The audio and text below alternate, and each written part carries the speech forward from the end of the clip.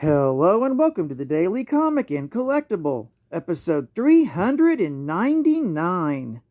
Now today, the collectible of the day is the Toybiz Toys, Marvel Cinematic Universe, Spider-Man movie, Mary Jane action figure with balcony diorama.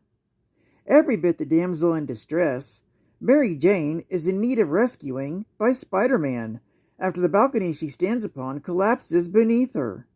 The 5-inch tall balcony easily attaches to any vertical surface with screws or suction cups. Place Mary Jane upon it and press the button on the front to have the balcony fall forward, leaving Mary Jane in peril. The 6-inch scale figure of Mary Jane is designed directly from the film, and the sculpt is designed off actress Kirsten Dunst, and is fully articulated with points of articulation at the shoulders, neck, knees, hips, and upper arms. Outfit is an exact replica to the actual scene in the movie. This piece is from the Series 2 of Spider-Man movie action playsets, and was released by Toybiz Toys. Now, the comic of the day is Amazing Spider-Man, Volume 1, issue number 365. With a cover date of August 1992, with story by Stan Lee and Tom DeFalco, art by John Romita Sr., and cover by John Romita Sr. This copy is a graded 9.6 white pages CGC slab copy with the supersized 30th anniversary holographic cover, and contains 6 stories. Today's story is I Remember Gwen. The story opens with Mary Jane at home, waiting for her husband to come home from a night out as Spider-Man, fearing that tonight could be the night he doesn't come home at all. In moments when she worries about the mortality of herself and her loved ones, her mind always turns to Peter's first true love, Gwen Stacy. She thinks back to the days when Peter and Gwen used to date, how at a party one evening, Flash Thompson noticed how great the couple looked together. Dating Harry Osborn at the time, Mary Jane pretended not to be jealous and took Harry into the dance floor. That's when Gwen's father, George Stacy, arrived with pizza for everybody. Things seemed so normal back then, but Mary Jane remembers how things changed so quickly the very next day. Dr. Octopus was on the loose, and Peter went out to stop him as Spider-Man. During their fight on the rooftop, one of Doc Ock's tentacles smashed through a chimney, sending debris falling to the street below. Seeing a young boy standing directly below the falling brickwork, George Stacy pushed the child to safety, getting hit by the debris in the process. Spider-Man pulled George out of the rubble, but it was too late. He was dying. Revealing that he knew Spider-Man was really Peter Parker, George's dying words were to ask Peter to look after Gwen now that he was gone. During the funeral, Peter tried to be there for Gwen, but she was too filled with grief to even notice him. Later, when Gwen blamed Spider-Man for her father's death, Peter tried to get her to believe that the wall crawler wasn't at fault at all. However, Gwen wouldn't listen, and when she finally had enough, she decided she didn't want to see Peter anymore and stormed out on him. Mary Jane then remembers how, when given the opportunity to swoop in and take Peter for herself, she talked Gwen into making up with him. Seeing how Gwen and Peter were when they were back together, it felt good, even though she thought it was a foolish thing to do at the time. However, that happiness didn't last. When Mary Jane remembers how Gwen was murdered by the Green Goblin, Mary Jane remembers how she was there for Peter as a friend, to put all the pieces back together. This recollection brings her to tears, and Mary Jane quickly puts her photo album away and tries to compose herself. However, when Peter comes in through the skylight moments later, Mary Jane is so happy to see him, she runs to his side and hugs him. When Peter asks her what's this all about, Mary Jane explains that she wants to cherish every moment they have together. Geek Fact: this is considered a key issue, featuring the first appearance of Spider-Man 2099. It contains a 3-page preview of Spider-Man 2099, Volume 1, Issue Number 1, from November of 1992.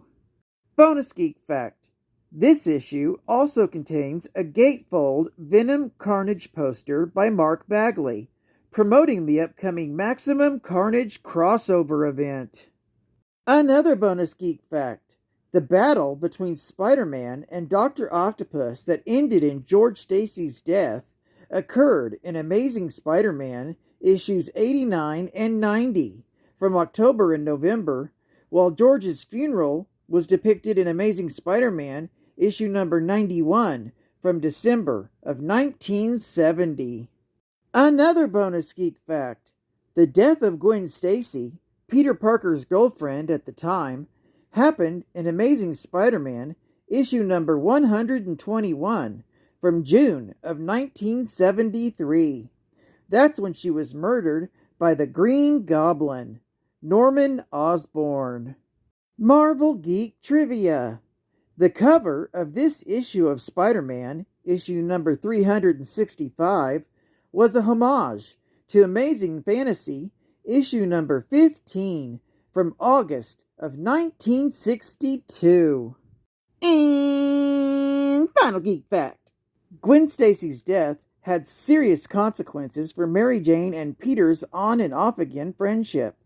The feisty and carefree party girl Mary Jane, who had once been Gwen's best friend, eventually became more serious and sensitive, while grief of loss brought her and Peter closer together. Eventually, Mary Jane broke off her relationship with Harry Osborn as he was becoming more and more unstable following the death of his father, Norman. Harry then nearly killed both Mary Jane and Peter as he set off a bomb while flying around as the second Green Goblin. On leaving for a trip to Europe, Peter and Mary Jane exchanged a long and passionate kiss, a kiss that would prove to be the turning point in their relationship, as Mary Jane realized the true depth of her feelings for Peter. It wasn't long before Peter proposed to Mary Jane with a box of Cracker Jacks with a real diamond ring inside.